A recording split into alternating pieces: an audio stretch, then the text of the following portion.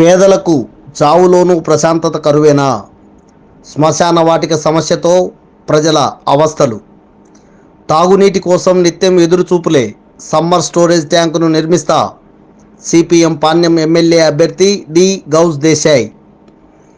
నగరంలో ప్రజలు ఎదుర్కొంటున్న సమస్యలకు ప్రత్యామ్నాయ పరిష్కారాలు చేసి చూపుతామని సిపిఎం పాణ్యం ఎమ్మెల్యే అభ్యర్థి డి గౌస్ దేశాయ్ అన్నారు.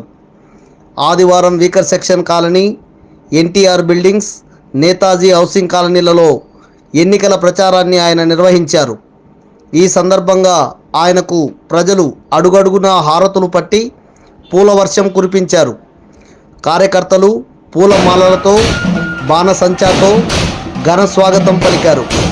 ప్రజానాట్య మండలి కళాకారులు ప్రచారం ముందు భాగంలో డప్పులు వాయిస్తూ నృత్యం చేస్తూ కార్యకర్తలకు ఉత్సాహాన్ని నింపారు.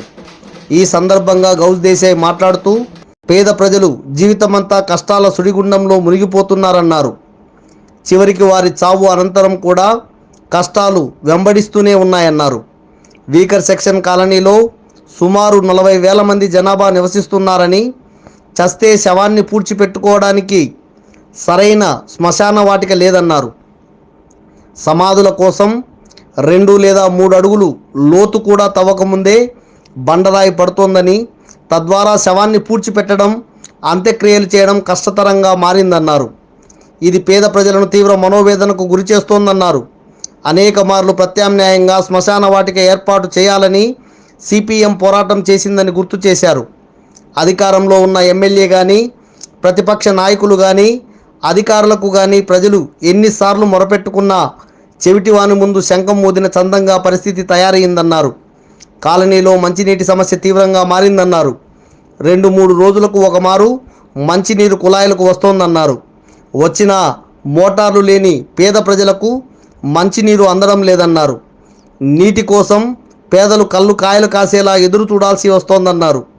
ప్రజాప్రతినిధులకు కబ్జాలు చేయడం, సొంత ఆస్తులు పోగేసుకోవడం, వీవి తప్ప ప్రజల కష్టాలు ఏమాత్రం పట్టడం లేదన్నారు.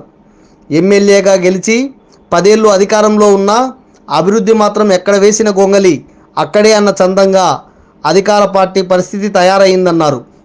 ప్రతిపక్ష పార్టీ స్థానిక వార్డు కార్పొరేటర్గా ఎన్నికైనా ప్రజల పక్షాన నిలిచి పోరాడాలన్న కనీస స్పృహ లేకపోయిందన్నారు. గతంలో సిపిఎం ఎమ్మెల్యేగా ఎంఏ గఫూర్ నిర్మించిన summer storage tank, over head ట్యాంకుల ద్వారానే నేటికీ ప్రజలు మంచినీరు తాగుతున్నారన్నారు. అనంతరం పెరిగిన జనాభాకు అనుగుణంగా ఏ ఒక్క కొత్త సమ్మర్ స్టోరేజ్ ట్యాంకు కానీ, కనీసం ఓవర్ హెడ్ ట్యాంక్ కానీ ప్రత్యామ్నాయంగా నిర్మించలేదన్నారు. 3-4 నెలలకు గడిచినా మురికి కాలువలు పూడిక తీయడం లేదన్నారు. సుందరయ్య పార్కు, అంబేద్కర్ పార్కుల అభివృద్ధికి నోచుకోక దిబ్బగుంతలా మారాయన్నారు. తాను గెలిస్తే ప్రజలకు ఆహ్లాదకరంగా మానసిక ప్రశాంతతను కలిగించే పార్కులను కబ్జాకు గురికాకుండా అభివృద్ధి చేస్తానన్నారు. సమస్యల పరిష్కారానికి సిపిఎం గెలుపు ఒక్కటే మార్గం అన్నారు. ఈ ఎన్నికల్లో సుత్తి కొడవలి నక్షత్రం గుర్తుకే ఓటేసి గెలిపించాలని, గెలిచిన వెంటనే శ్మశాన వాటిక సమస్యను, మంచినీటి సమస్యను పరిష్కరిస్తామని హామీ ఇచ్చారు.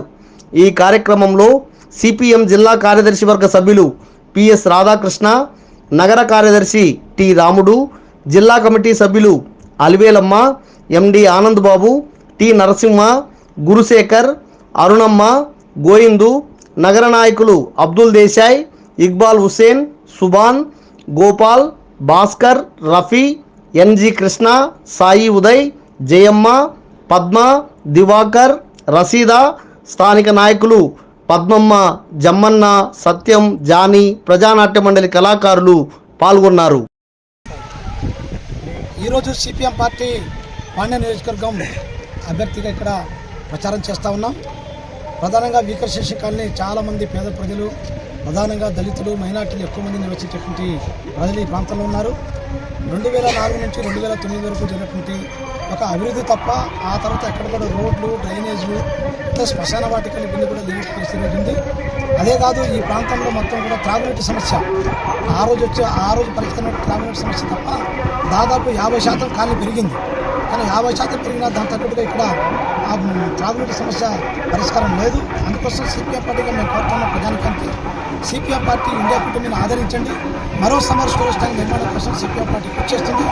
ఆ రకంగా ఇండియా కూటమి అభ్యర్థులుగా లక్ష్మణ యాదవ్ పార్లమెంటుకు, అసెంబ్లీకి నేను నిలబడినాను. సుత్తికొండ నచ్చని వాస్తవం పెట్టాలని ప్రజానికి కోరుతాను.